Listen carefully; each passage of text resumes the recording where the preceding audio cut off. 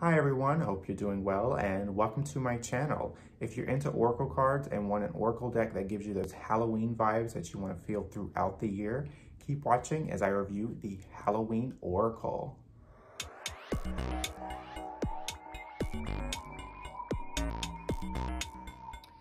Happy spooky Halloween season, everyone. This is a review of the Halloween Oracle. Now, when I first noticed this deck, before I had purchased it, I had heard very mixed reviews on this deck. So it made me hesitate to purchase this deck.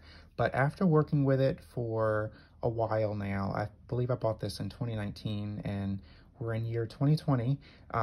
This is a deck that I have come to really appreciate, and it made me realize that I shouldn't have been so hesitant about getting this deck because it does have a special place in my heart, and we'll get into that now. The box is a pull open and it has this gorgeous orange color in the back.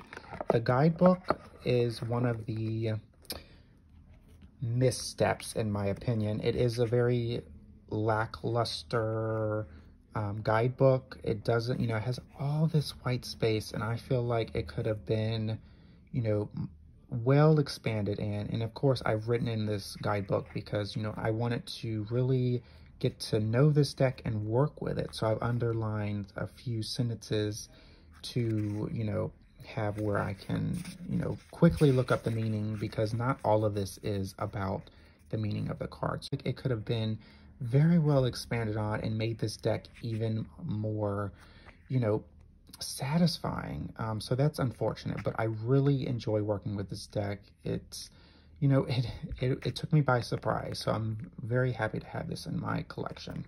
So if you go in the cards, it has this gorgeous background, and of course it has that major gloss. So if you're not into gloss, this deck, it will not be for you.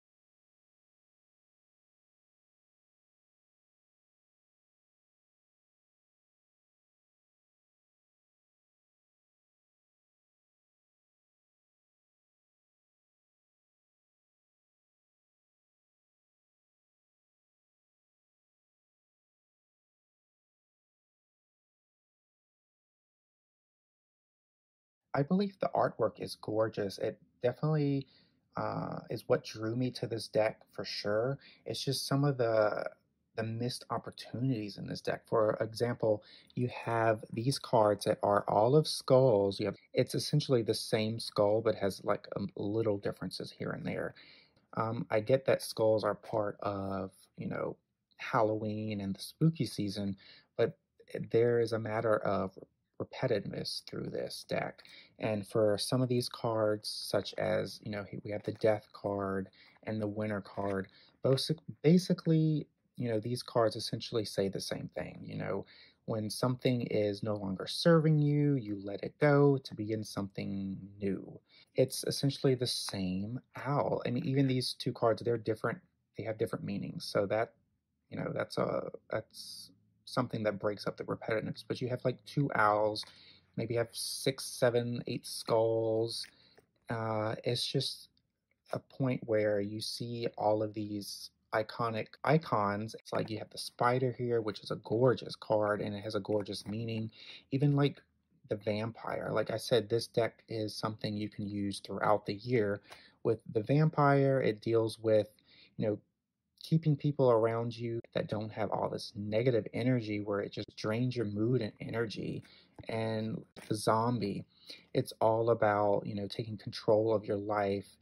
Don't be controlled by others. Like, this is your life. Don't have others control you. Of course, you have the black cat as, good luck. With this, the forgiveness, it's all about forgiving people in your past, and it just reduces the burden on your shoulders.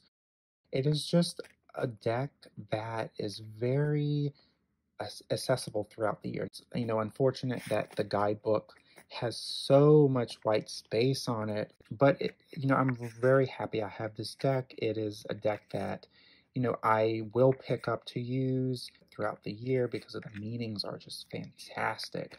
And it just, some of these missed opportunities with repetitiveness and the guidebook, it's a shame, but it is a deck that I don't regret purchasing. If you made it this far in the video, thank you so much for watching. In the comments below, let me know if you have this deck and what are your thoughts on it. Again, thank you so much for watching, and I will see you in my next video.